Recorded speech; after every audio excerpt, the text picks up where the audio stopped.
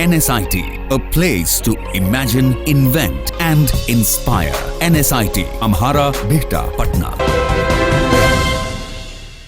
नमस्कार, city post के इस खास पेशकश में आपका स्वागत है। मैं हूं श्रीकांत प्रत्युष। लोकसभा चुनाव के बाद से ही बीजेपी जेडीयू के रिश्ते में तल्खी आ गई है। चाहे वो प्रशासनिक महकमा हो या आम आदमी, सबके जहन में एक सवाल उठ रहा है कि क्या बीजेपी और जेडीयू का साथ अब ज़्यादा दिनों का नहीं है? क्या जेडीयू बीजेपी से अलग हो जाएगी?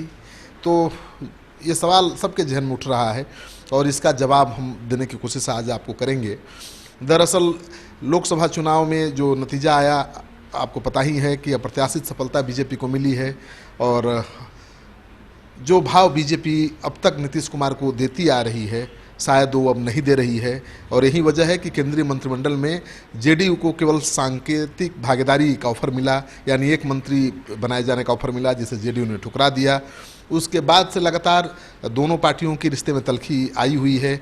और वैसे भी चुनाव के दौरान जिस तरह से बीजेपी ने अपने चुनावी एजेंडे में धारा 370 को रखा, राम मंदिर को रखा, अनुच्छेद 35A को रखा, उसको लेकर भी रिश्ते में तल्खी आई हुई थी।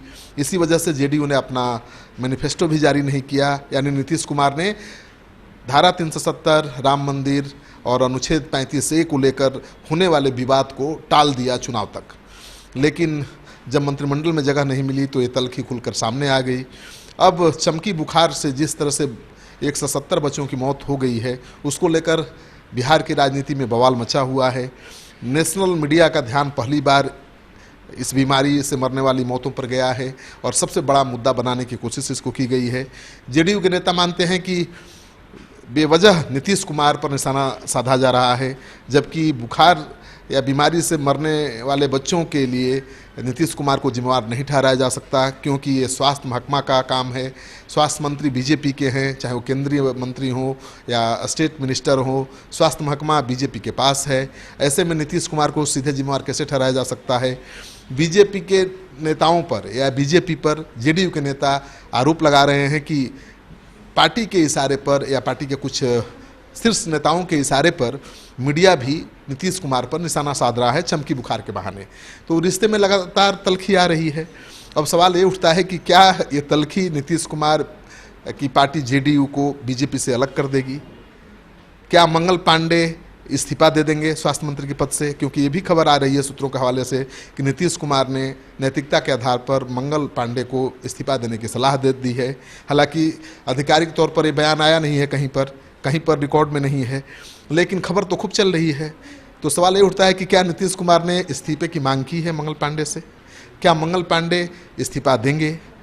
दरअसल बीजेपी के बड़े नेता हैं मंगल पांडे। हाल के दिनों में वो बीजेपी के स्थापित नेता भी बन गए हैं। हिमाचल प्रदेश के प्रभारी थे, वहाँ भी उन्होंने काफ़ी अच्छा परफॉर्म किया। अब झारखंड प्रदेश के भी प्रभारी हैं और बिहार में स्वास्थ्य मंत्री हैं। साथ ही माना जा रहा है कि जो बिहार प्रदेश के अध्यक्ष की रेस में लोग हैं, उनमें सबसे आगे मंगल पांडे हैं। तो मंगल पांडे आज की तारीख में बीजेपी के एक कदावर नेता हैं। और ऐसे में बीजेपी अगर ये मान लेती है मांग, मंगल पांडे अगर इस्तीफा दे देते हैं, तो उनके चेहरे पर मुझे लगता है कि जो सफ़ेदी है वो मिट जाएगी, काली पुत जाएगी।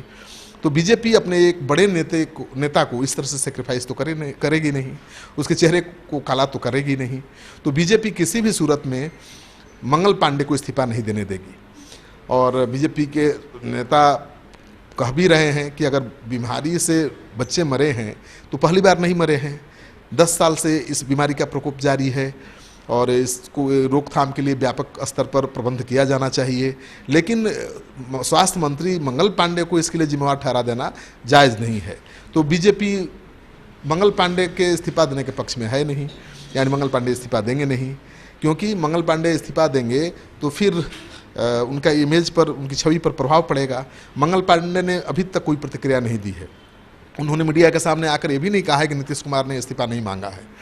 अगर नीतीश कुमार ने इस्तीफा नहीं मांगा है, ऐसे ही खबर हवा में चल रही है, तो उनको आकर सफाई दे देना चाहिए था कि ऐसी कोई खबर ही नहीं है, नीतीश कुमार ने उनको इस्तीफा देने के लिए कहा ही नहीं है। लेकिन मंगल पांडे सामने आकर सफाई नहीं दे रहे हैं, इससे संशय बढ़ता जा रहा है और खबर जोर पकड़ रही है कि नीतीश कुमार दबाव बनाए हुए हैं। नीतीश कुमार अगर मंगल पांडे को मजबूर भी कर देते हैं इस्तीफा देने के लिए, तो दोनों पार्टियों के बीच जो तल्खी है और बढ़ जाएगी। तो आपके अब जहन में सवाल उठ रहा होगा कि जब इतना तल्खी है, इतना आर पार की लड़ाई चल रही है, तो बीजेपी के साथ जेडीयू कितने दिनों तक रहेगी। मैं आपको बता दूं कि दिसंबर तक कुछ भी नहीं होने वाला है, यानी इस साल तो कुछ नहीं होने वाला है। नीतीश कुमार असहज महसूस कर रहे हैं धारा 370 को लेकर, राम मंदिर को लेकर, अनुच्छेद 35A को लेकर और केंद्रीय मंत्रिमंडल में मनमाफिक जगह नहीं मिलने को लेकर। वो नाराज हैं, असहज हैं, इसमें कुछ शक की कोई गुंजाइश नहीं है। और सूत्रों के हवाले से जो खबर आ रही है कि आरजेडी के विधायकों से 1 to 1 उनकी बात भी हो रही है, सबसे बातचीत भी कर रहे हैं। यानी अगर सूत्रों की बात पर भरोसा करें तो आरजेडी को तोड़ने की कोशिश भी हो रही है। यानी नीतीश कुमार इस तैयारी में अभी से लग गए हैं कि बीजेपी को छोड़ना पड़ा तो उनकी सरकार कैसे बचेगी।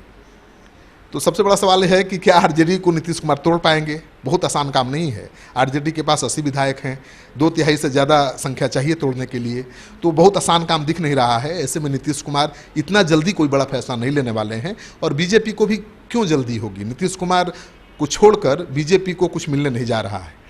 दरअसल बिहार की आज की जो वर्तमान स्थिति है उसमें बीजेपी अपने बलबूते पर बिहार में सरकार बना नहीं सकती है। नीतीश कुमार का जो वोट का शेयर है वो 16% से ज़्यादा है, तो नीतीश कुमार जिधर भी जाएंगे उधर पलड़ा भारी हो जाएगा।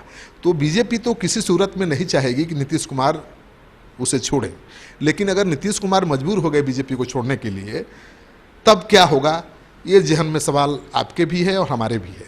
तो मैं आपको बता दूं कि जो कुछ भी परिस्थिति बने, मुझे लगता है कि दिसंबर तक, इस साल तक नीतीश कुमार टालेंगे और अगले विधानसभा चुनाव जो अगले साल अक्टूबर-नवंबर में होना है उससे 6 महीना पहले कोई बड़ा डिसीजन ले सकते हैं।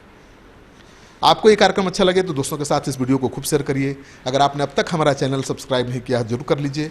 आपका सहयोग समर्थन लगातार मिल रहा है, उसके लिए बहुत बहुत आभार, धन्यवाद। क्या आप जानते हैं कि घर बैठे आप अपनी स्वास्थ्य समस्याओं का सॉल्यूशन पा सकते हैं सॉफ्ट केयर मोबाइल ऐप के द्वारा। अधिक जानकारी के लिए आप संपर्क कर सकते हैं। हमारे फोन नंबर्स हैं 9472981111, 9472982222। Soft care app, solution at your finger tips. यहाँ पड़ती है भविष्य की मजबूत नींव। हम मिलकर बनाते हैं बेहतर कल। गोपाल नारायण सिंह यूनिवर्सिटी, आपके बेहतर कल के लिए।